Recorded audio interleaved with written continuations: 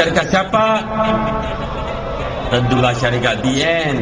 2 syarikat saja sudah pegang semua kontrak untuk parking. Saya buat semakan baru-baru ni, satu daripada syarikat itu yang memegang 5 municipalities, 5 pandai itu, saman saja sudah 120 juta yang belum bayar. Bayangkanlah berapa keuntungan mereka dapat. Tetapi kalau kita kutip itu saman, kita hanya boleh dapat 30%, 70% kepada syarikat. Adil ada tidak? Sebab itu kita tidak dapat bagi free, kita bagi percuma, kita tak mau saman itu. Kerana kalau kita buat macam itu, kerugian besar. Kerugian besar. Sebab itu kita sudah mau mengadakan perundingan yang baru dengan syarikat tertentu. Setuju atau tidak? Kita mau rundingan yang baru. Kita mau kalau kita kutip itu saman, kita mau 70% untuk rakyat, 30% untuk syarikat. Setuju atau tidak? Kalau tidak, kita tak mau kutip itu saman. Setuju atau tidak? Kita kerajaan apalah kita mau memberi untungan kepada syarikat. Lagi pak kita jimatkan kos, kita untuk rakyat semua. Jadi kita berjanji. Kita kata kerajaan Pakatan Rakyat adalah kerajaan rakyat. Ini bukan satu slogan. Kita memang berjanji, kita mau buat macam itu. Kita mau benar-benar menjadikan kerajaan Pakatan Rakyat kerajaan rakyat untuk rakyat. Itu janji kita. Tapi kita minta tolong saudara-saudara, saudari-saudari yang tahu mana mereka simpan file itu, beritahulah saya, beritahulah Exco member, beritahulah yang amat berhormat Tan Sri. Boleh? Kalau ada maklumat yang tertentu, berilah. Kalau tahulah pegawai-pegawai mana, pegawai-pegawai di PPT, di NPBJ ke, di MP Shah Alam ke, di MP Klang ke, kalau ada pegawai yang masih berani rasuah, tolonglah beri nama kepada mereka kepada kita. Boleh atau tidak? Dengan cara ini kita sama-sama dapat mengelakkan ataupun menjadikan orang yang berani rasuah menjadi kurang.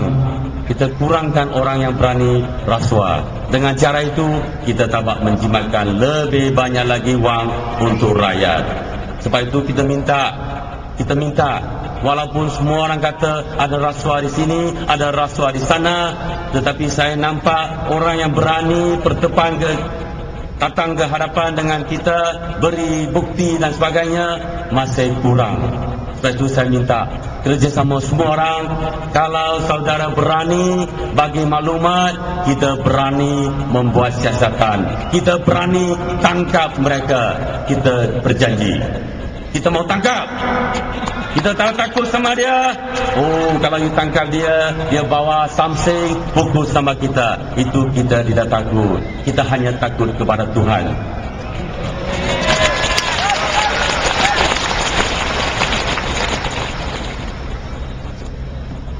Tuan-tuan dan puan-puan yang saya hormati sekalian, negeri Selangor potensi besar.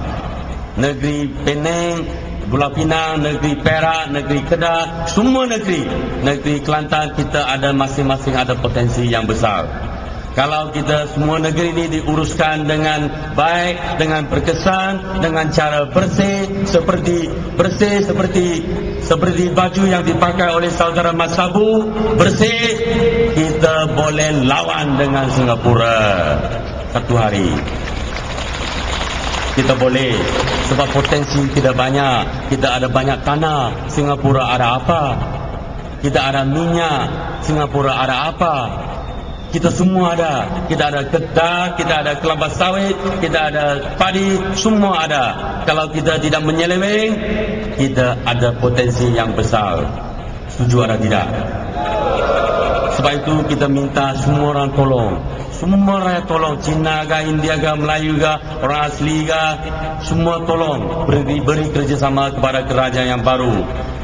Sama-sama kita dapat membersihkan pentadbiran bukan saja di Selangor, kita mau membersihkan pentadbiran di Pulau Pinang, di Kedah, di semua negeri yang lain.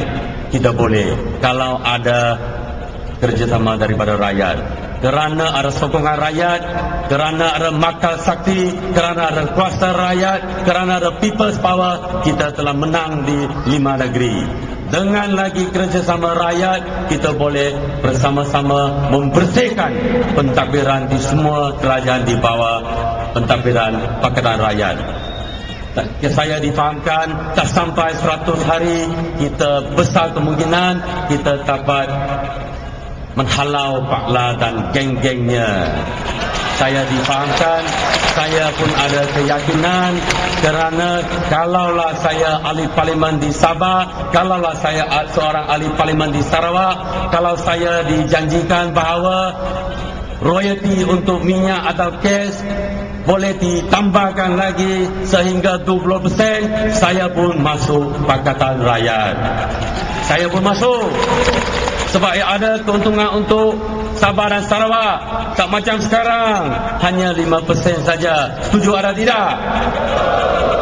Satu contoh lagi sebelum saya mengakhiri ucapan saya hari ini. Kawan-kawan tahu ke tidak, wang ehsan yang 5% itu untuk Kuala Terengganu, apabila sebaik saja Dok Guru Hariawang menubuhkan kerajaan di negeri Terengganu, wang itu disalurkan kepada kerajaan pusat. Ini tidak adil. Ini tidak adil. Dan sekarang ini, walaupun Terengganu sekali lagi jatuh di tangan Barisan Nasional, tetapi Pak Lam masih mau memegang wang ehsan itu. Dia tak mau bagi menteri besar yang baru.